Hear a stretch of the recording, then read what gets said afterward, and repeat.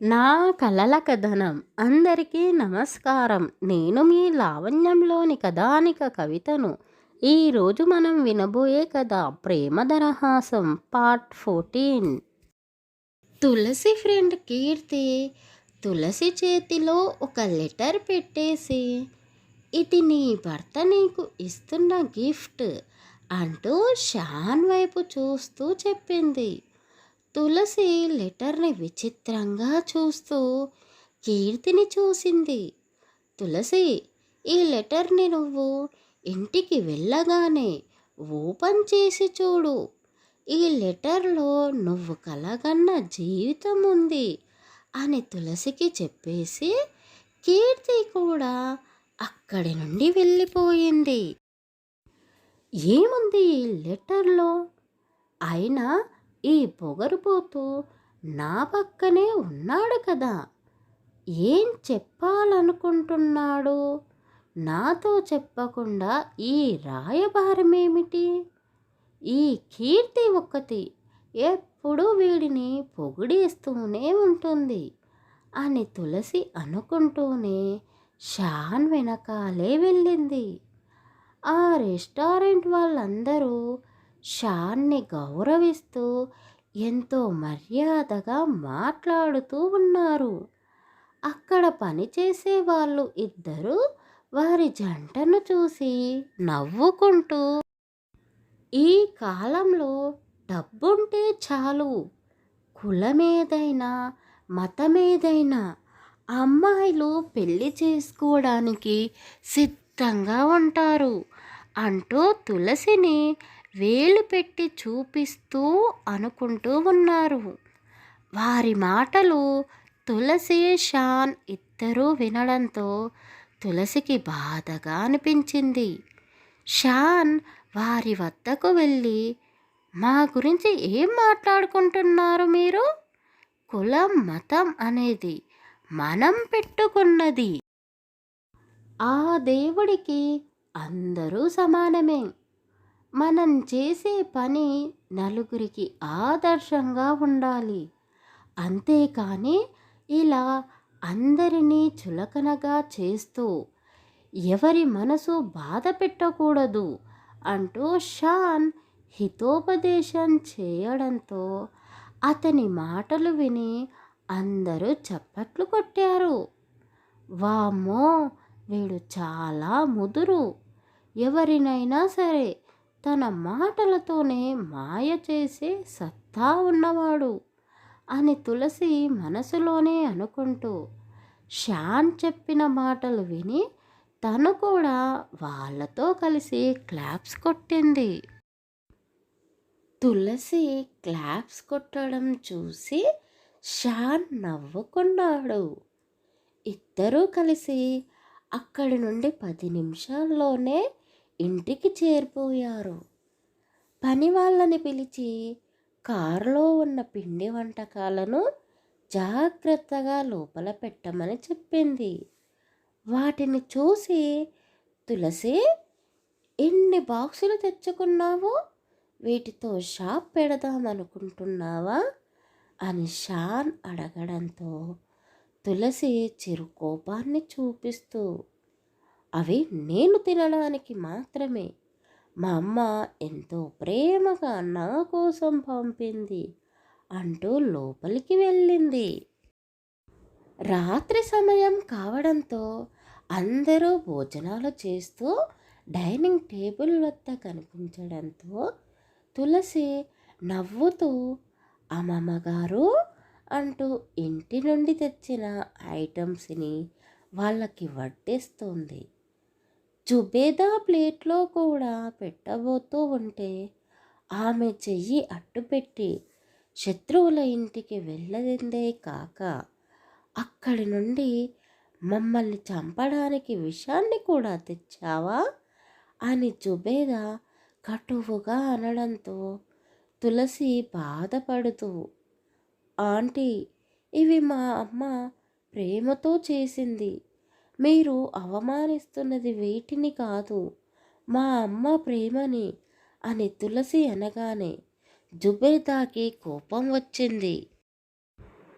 Shan phone మాట్లాడుతూ లోపలికి రావడంతో, షాన్, నీకు నేను ఏం చెప్పాను? అక్కడికి వెళ్ళొద్దు అన్నాను. నా మాట లెక్క చేయకుండా ఈ పిల్లను తీసుకొని వెళ్ళావు. ఇప్పుడేంటి ఇది? అక్కడి నుండి ఇవన్నీ తీసుకువచ్చి మాకు తినిపించాలని చూస్తుంది. తిండికి గతి లేక ఉన్నామా? ఇప్పుడే వీటిని బయట పాడేసేయి అని జుబేదా అనడంతో, ఏంటి తులసి, అమ్మీకి ఇష్టం లేని పనులు చేస్తూ ఆమెకే కోపం ఎందుకు తెప్పిస్తున్నావు అని షాన్ కూడా తులసినే కోప్పడుతూ ఉన్నాడు.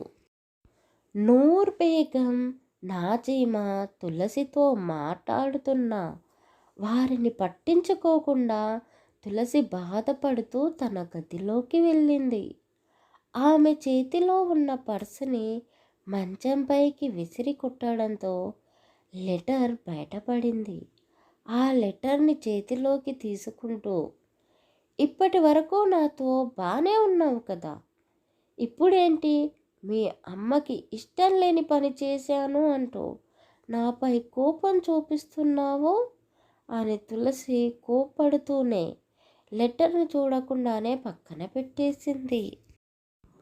షాన్ గదిలోకి వెళ్ళేసరికి తులసి మౌనంగా కళ్ళు తెరిచే నిద్ర నటిస్తూ ఉండడంతో ఆమె కోపాన్ని తగ్గించాలని షాన్ తులసి ఇంటి నుంచి తెచ్చిన కొన్ని స్వీట్స్ తింటూ, అబ్బబ్బా, ఏముంది ఇది, దీని పేరు నేను మర్చిపోయాను, ఏమిటబ్బా ఇది, అప్పట్లా దెబ్బట్లా ఏంటో ఏమో అని అంటూనే తినేస్తూ ఉన్నాడు. షాన్ అన్ని డబ్బాలు తెరిచి తింటూ ఉంటే తులసికి కోపం వచ్చి, ఏయ్, ఏం చేస్తున్నావు? వారం రోజులకు సరిపడే తిండి మొత్తం ఒక్కరోజే తినేస్తావా ఏంటి? అయినా మీ అమ్మకి ఇవి ఇష్టం లేదు కదా, నువ్వెందుకు తింటున్నావు? ఏంటి తులసి, నాకు దిష్టి పెడుతున్నావా? అయినా ఇవన్నీ నువ్వే తినేస్తావా? అంటే నాకు కూడా ప్రేమగానే తినమని చెప్పింది అంటూ ఈ చపాతీ నాకు చాలా బాగా నచ్చింది అని షాన్ అనడంతో తులసి చేతులు అడ్డు పెట్టుకొని నవ్వుతూ ఉంది. రెహమాన్ కంపెనీ ఓనర్కి చపాతీలకి బొబ్బట్లకు తేడా తెలియక రకరకాల పేర్లు పెట్టి పిలుస్తున్నాడు అంటూ తులసి పగలబడి నవ్వుతూనే ఉంది. ఆమె నవ్వును చూసి అతను కూడా నవ్వుకున్నాడు. తులసి డబ్బాలో నుంచి ఒక్కొక్కటి తీస్తూ వాటి పేర్లు చెబుతూ చాలా సరదాగా ముచ్చట్లలో మునిగిపోయారు. చాలా సమయం కావడంతో తులసి అలసిపోయి అలాగే షాన్ భుజంపై తలపెట్టి పడుకుంది. ఆమె నిద్రని డిస్టర్బ్ చేయడం ఇష్టం లేక షాన్ కూడా అలాగే నిద్రపోయాడు. ఉదయాన్నే నిద్ర లేచిన తులసికి రాత్రి జరిగింది గుర్తుకు వచ్చి, చీచి, నేనేంటి వాడిని హత్తుకొని పడుకున్నానా అంటూ చిరాకు పడుతూ వెళ్ళి ఫ్రెష్ అయ్యింది. తులసి ఫ్రెష్ అయ్యి అద్దం ముందు నిలబడి తల తుడుచుకుంటూ ఉంది. ఎవరో ఆమెనే చూస్తున్నట్టుగా అనిపించడంతో తులసి వెనక్కి తిరిగి చూసింది. షాన్ రెప్ప వేయకుండా ఆమెనే చూస్తూ ఉన్నాడు. వామ్మో, వీళ్ళమ్మ మాటలతో బాధ పెడితే వీడు చూపులతోనే చంపేసేలా ఉన్నాడు అని తులసి మనసులోనే అనుకుంటూ జుట్టు ఆరబెట్టుకోవడం కోసం బాల్కనీలోకి వెళ్ళింది. ఇక్కడే ఉంటే మళ్ళీ ఏదో గొడవ జరిగేలా ఉంది అని షాన్ అనుకొని తన ల్యాప్టాప్ తీసుకొని త్వరగా రెడీ అయ్యి కిందకి రా, మనం వెళ్ళాలి అని తులసికి చెప్పేసి షాన్ కిందకి వెళ్ళాడు. హూ, టిఫిన్ తినడం కోసం కూడా రెడీ కావాలా అని తులసి అనుకొని తలకి చిన్న క్లిప్ పెట్టుకొని తన పొడవాటి జుట్టును అలాగే వదిలేసి నుదిటిన చిన్న స్టిక్కర్ ఎర్రటి కుంకుమ పెట్టుకొని కిందకి వెళ్ళింది. ఆమె కాళ్ళ మువ్వల శబ్దం చేస్తూ మెట్లు దిగుతూ వస్తుంటే ఆమె అందమైన ముఖాన్ని చూస్తూ షాన్ మురిసిపోతూ ఉన్నాడు. వీడు రోజు రోజుకి ఆ పిల్ల మాయలో పడి నాకిచ్చిన మాటని మర్చిపోయేలా ఉన్నాడు అని జుబేదా అనుకుంటూ తులసిని కింద పడేయాలని చూస్తూ ఆమెని ఢీకొట్టబోయింది. అత్తగారు ఎదురుగా రావడంతో తులసి పక్కకు జరగబోతూ కింద పడిపోబోయింది. పక్కనే ఉన్న షాన్ ఒక్క కుదుపులో లేచి ఆమెని కింద పడకుండా పట్టుకున్నాడు. తులసి జాగ్రత్త అంటూ తల్లిని పట్టించుకోకుండా భార్యను తీసుకుని డైనింగ్ టేబుల్ వద్ద కూర్చోబెట్టాడు. అది చూసిన నూర్ బేగం నా మనవడిలో మార్పు మొదలైంది అని మనసులోనే మురిసిపోతూ జుబేదా వైపు చూసి నవ్వుకుంది. జుబేదాకు అక్కడ ఉండడం ఇష్టం లేకున్నా చేసేది ఏమీ లేక టిఫిన్ చేస్తూ అక్కడే కూర్చుంది.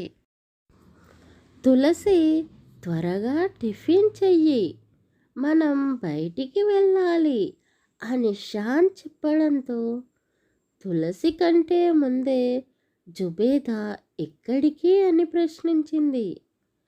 అమ్మీ, నేను వచ్చాక చెబుతాను అని షాన్ అనడంతో జుబేదాకు కోపం వచ్చింది. తులసికి అప్పుడే ఫోన్ రావడంతో ఫోన్ మాట్లాడుతూ కీర్తి చెప్పింది విని నమ్మలేక తన గదిలోకి పరుగు తీసింది. దిండు కింద పెట్టిన లెటర్ని చేతిలోకి తీసుకొని ఓపెన్ చేసి చూసింది. షాన్ తన కోసం టాప్ యూనివర్సిటీలో ఎంబీబీఎస్ కోర్స్ చేయడానికి సీట్ అరేంజ్ చేశాడని తెలుసుకొని ఎగిరి గంతేస్తూ షాన్ అంటూ పరిగెత్తుకుంటూ కిందకి వచ్చి అందరి ముందే షాన్ని హత్తుకొని థ్యాంక్స్ అంటూ ముద్దు పెట్టేసింది. తులసి సంతోషాన్ని చూసి ఏం జరిగింది, నాకు కూడా చెప్పొచ్చు కదా అని నూర్ బేగం, నాజిమా ఆరాటపడుతూ అడిగారు. తులసి వారిద్దరినీ పట్టుకొని గిరాగిరా తిప్పేస్తూ, అమ్మమ్మ, ఇప్పుడు నేను డాక్టర్ కావడం ఎవ్వరూ ఆపలేరు అంటూ తులసి సంతోషంగా చెప్పింది. అంటే ఏంటి బాబీ, ఇప్పుడు నువ్వు ఎంబీబీఎస్ చదవబోతున్నావా? అవును నాజీమా, నేను ఈ కాలేజీలోనే చదవబోతున్నాను అంటూ తులసి టాప్ యూనివర్సిటీని చూపిస్తూ చెప్పింది. షాన్, ఏంటి ఇదంతా? ఆ యూనివర్సిటీలో సీట్ రావడం అంటే మామూలు విషయం కాదు, ఇదంతా నువ్వే చేశావు కదా అని జుబేదా ప్రశ్నించడంతో షాన్ తులసిని చూస్తూ, డాక్టర్ కావడం తులసి కల, భర్తలా ఆమె కోరికను తీర్చాలనుకుంటున్నాను అని షాన్ అనడంతో తులసి మెరిసిపోయే కళ్ళతో షాన్ని కొత్తగా చూసింది. మీ ఇద్దరి ప్రేమకు ఎవరి దృష్టి తగలకూడదు అంటూ నూర్ బేగం వారిద్దరికి దృష్టి చేసింది. తులసి, త్వరగా పద, అక్కడ కాలేజీలో సర్టిఫికేట్స్ వెరిఫికేషన్ ఉంది అని షాన్ అనగానే తులసి సంతోషంగా షాన్ వెంట బయటకు వెళ్ళింది. అక్కడ యూనివర్సిటీలో పేపర్స్ అన్నీ ఫిలప్ చేస్తూ సర్నేమ్ దగ్గర ఆగిపోయింది. తులసి, ఏం ఆలోచిస్తున్నావు? అక్కడ నువ్వు రాయాల్సింది నీ సర్టిఫికెట్లో ఉన్నట్టుగానే అంకుల్ పేరు అంటూ రాజశేఖర్ పేరు చెప్పకుండానే మౌనంగా ఉండిపోయాడు. తులసికి తన ఫ్రెండ్ కీర్తి కనిపించడంతో ఆమెతో మాట్లాడుతూ షాన్ గురించి మర్చిపోయి కబుర్లు చెప్పుకుంటూ కూర్చున్నారు. తులసి, నీ భర్త నిన్ను చాలా ప్రేమిస్తున్నాడు. అంత డబ్బున్న వ్యక్తి నీ కోసం ఎండలో ఎదురు చూస్తూ ఉన్నాడంటే మామూలు విషయం కాదు అని కీర్తి షాన్ గురించి గుర్తు చేయడంతో, అయ్యయ్యో, నేను మర్చిపోయాను అంటూ అతని దగ్గరికి వెళ్ళింది. జుబేదా కోపంతో రగిలిపోతూ ఒక అతనికి ఫోన్ చేసి, షాన్ నా మాట వినేలా లేడు. నువ్వు షాన్ చేయాల్సిన పనిని పూర్తి చెయ్యి, ఈరోజే, ఇప్పుడే అని అతనికి చెప్పేసి జుబేదా కోపంగా రెహమాన్ ఫోటో వైపు చూస్తూ ఉంది. తులసిని ఇంటి దగ్గర దింపేసి షాన్ హడావిడిగా ఆఫీస్కి బయలుదేరిపోయాడు. తులసి ఎప్పుడూ లేనంత సంతోషంగా ఉండడంతో జుబేదా తులసి వద్దకు వెళ్ళి, ఏంటి అంత సంతోషపడిపోతున్నావు? నీ ముఖంలో ఉన్న ఈ నవ్వు నా కొడుకు దూరం చేయబోతున్నాడు అంటూ జుబేదా విచిత్రంగా నవ్వింది. ఆవిడ చెప్పింది తులసికి అర్థం కాక, కొడుకు అంటుంది అంటే షాన్ ఏం చేయబోతున్నాడు అని తులసి కంగారు పడిపోతూ ఉంది. అప్పుడే తులసికి ఫోన్ రావడంతో స్క్రీన్పై ఉన్న నెంబర్ని చూసి హలో బాబాయ్ అంటూ ఫోన్ మాట్లాడింది. అమ్మా తులసి, నీ భర్త అన్నయ్యని యాక్సిడెంట్ చేశాడు అంటూ శ్రీరామ్ ఏడుస్తూ చెప్పడంతో తులసి నాన్న అంటూ గట్టిగా అరుస్తూ అలాగే కుప్పకూలిపోయింది. ఆ తర్వాత ఏం జరగబోతుంది తరువాయి భాగంలో తెలుసుకుందాం. కథ నచ్చితే లైక్ చేసి సబ్స్క్రైబ్ చేసుకోండి.